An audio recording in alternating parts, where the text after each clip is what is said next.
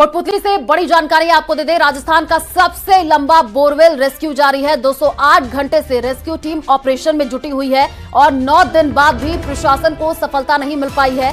Borewell की accuracy जानने के लिए जो है जीपीआर मशीन मंगवाई गई है। एक्सपर्ट के द्वारा टनल में जीपीआर मशीन ले जाई जा रही है और बोरवेल की एक्यूरेसी का अनुमान लगाया जाएगा। ये बड़ी जानकारी आपको दे रहे हैं। बोरवेल की एक्यूरेसी के बाद चेतना तक ये टीम पहुंचेगी। तो इस वक्त की ये बड़ी जानकारी आपको दे रहे हैं।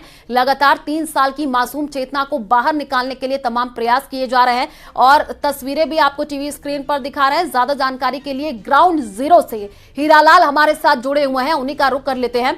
हीरालाल, अभी रेस्क्यू ऑपरेशन कहां तक पहुंचा है और यही कोशिश की जा रही है कि जल्द से जल्द चेतना को बाहर निकाला जाए, लेकिन 8 दिन बीत चुके हैं, अभी भी प्रशासन के हाथ खाली हैं। जी बिल्कुल, देखिए ऑपरेशन चेतना रेस्क्यू का आज 9वां दिन है। 200 घंटे का समय बीत चुका है। लगातार जो रेस्क्यू ऑपरेशन है वो लगातार एनडीआरएफ के सदस्यों द्वारा किया जा रहा है। जो टनल की खुदाई थी 8 फीट जो बोरवेल के गड्ढे तक पहुंचना था, जहां बच्ची फंसी हुई थी, वहां तक पहुंचने के लिए जो 200 फीट 8 फीट वही घर नहीं जाते, जो 8 फीट का जो टनल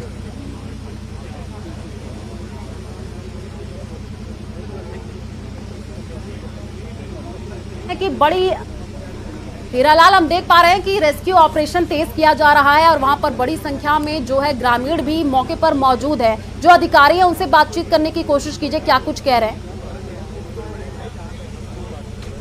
देखिए, मैं बताना चाहूंगा कि जयपुर ग्रामीण सांसद इस समय मौके पे पहुंचे हैं और वो रेस्क्यू अभियान को लेकर अपडेट ले रहे हैं। जो एनडीआरएफ के सदस्य हैं, जो अधिकारी हैं और जो एसडीएम, एडिशनल एसपी, एडीएम यहाँ मौके पे मौजूद है, जो लगातार रेस्क्यू ऑपरेशन के दौरान यहाँ उपस्थित होकर जो अपडेट ले रहे हैं, लगातार चर्चा कर रहे हैं। रेस्क्यू ऑपरेशन में जो अपना जितना एफर्ट्स देना है वो दे रहे हैं, तो उनसे लगातार वो अपडेट ले रहे हैं। क्योंकि जयपुर ग्रामीण सांसद है, कल रात को भी आए थे।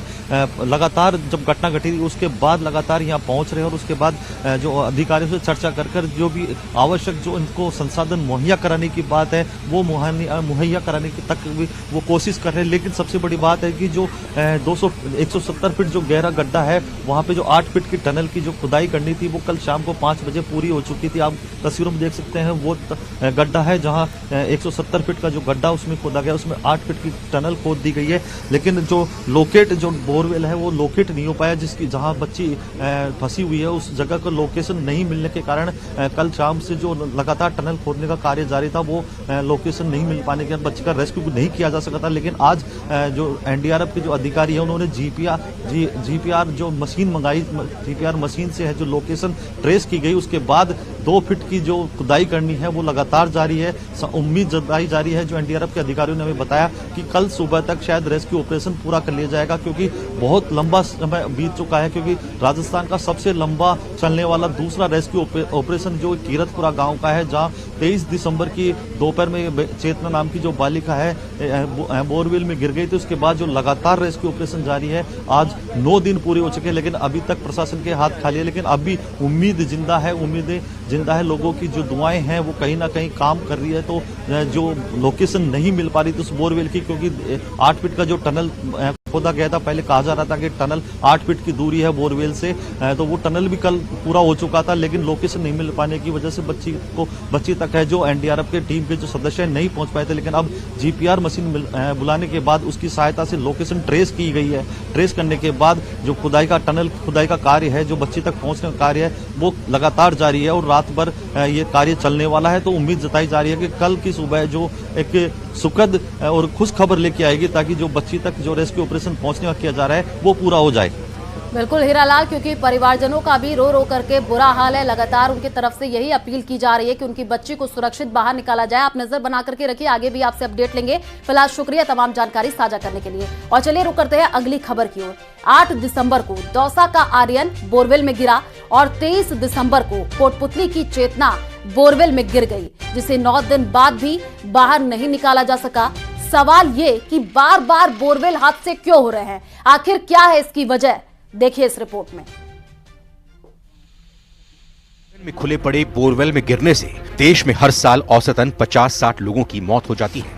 एनसीआरबी की रिपोर्ट्स के मुताबिक 4 साल में देश भर में 300 से ज्यादा लोगों की बोरवेल में गिरकर मौत हो गई। राजस्थान की बात करें तो बीते 6 साल में 59 से ज्यादा बोरवेल हादसे हुए, यहाँ 40 से ज्यादा लोगों की मौत हुई। हर बार हादसा होने के बाद आनन फानन में काम किए जाते हैं। कई बार जिंदगी जीत जाती है तो कई बार मौत जीवन पर भारी पड़ जाती है।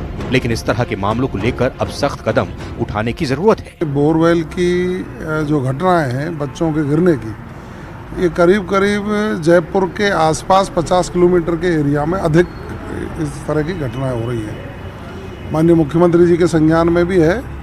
और एक तो मैं अपील करना चाहूँगा, जिन लोगों के भी बोरवेल हैं वो उनको खुला नहीं छोड़े। जो भी आदमी यहाँ पे फॉल्ट में था उसके खिलाफ एफआईआर दर्ज हो, उसमें जितना खर्चा लगे वो क्लेम जाए, तब जा करके लोगों की आंख खुलेगी कि भैया ये अगर हम करेंगे तो हमारे लिए ये बड़ा खतरनाक है।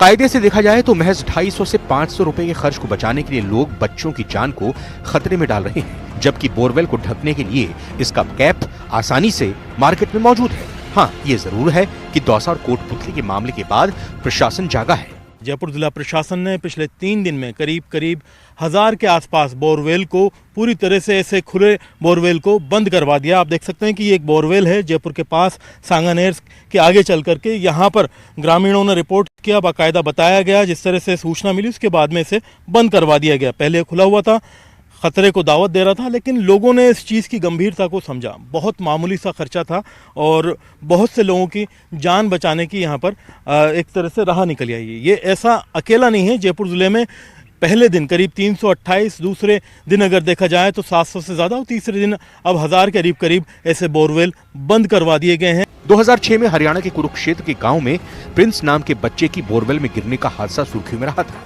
तब ऐसे हादसों को रोकने के लिए बड़े बड़े दावे किए गए, लेकिन 18 साल बाद भी खतरा जस का तस है। हैरानी की बात तो यह है कि 6 अगस्त 2010 में बोरवेल को लेकर देश की सबसे बड़ी अदालत ने दिशा निर्देश जारी किए थे। गाइडलाइन में साफ कहा गया था कि बोरवेल के हादसे के लिए जिला कलेक्टर जिम्मेदार होंगे। पिछले 14 सालों में ऐसे सैकड़ों हादसे हो चुके हैं, लेकिन शायद ही किसी कलेक्टर के खिलाफ कोई कार्रवाई की गई हो। फिलहाल ज़रूरत है कि जिस तरह से जयपुर जिला प्रशासन ने पिछले 3 दिन में ये तत्परता दिखाई, यही तत्परता पूरे प्रदेश के अंदर दिखाई जाए और मामूली से खर्चे के साथ में न केवल बच्चों की जान बचाई जाए, बल्कि उस लाखों करोड़ों रुपए के जो एक तरह से व्यय को भी बचाया जाए जो कि इस तरह के ऑपरेशंस में खर्च हो जाता है। हमारा पर्सन दिलीप चेची के साथ में अरबाज अहमद, न्यूज़ 18 के लिए जयपुर से।